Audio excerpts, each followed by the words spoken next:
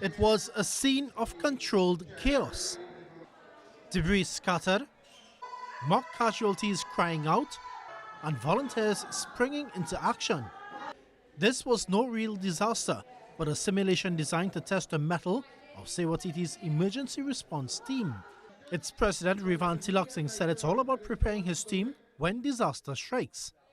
And the simulation of a massive earthquake of magnitude 7.8, where there's a major natural disaster, and now our team has to respond in terms of search and rescue, sizing up what is happening. 52 volunteers from North and South Trinidad converged at the NGO's headquarters in Piarco to build resilient communities that can respond swiftly when professional help is delayed.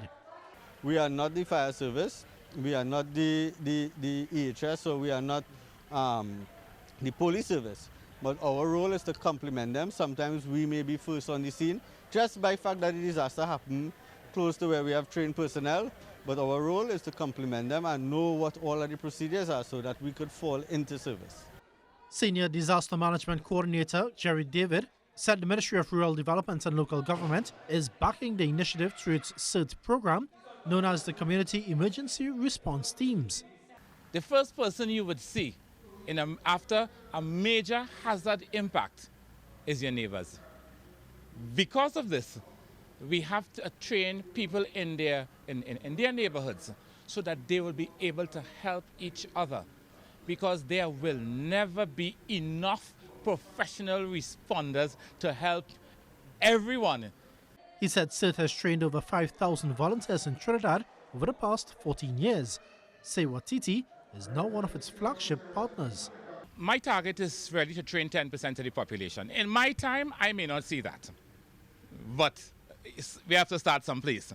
So this year, we have trained about 300 persons so far. What we do, we equip all the volunteers with what we call PPE bags or backpacks, so that they would have what they need, the tools they need, should they have to respond.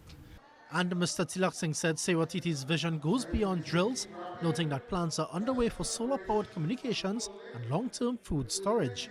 If there's a major natural disaster, we could have our communication systems up where we could communicate throughout the entire Trinidad and Tobago. We have our radio frequency.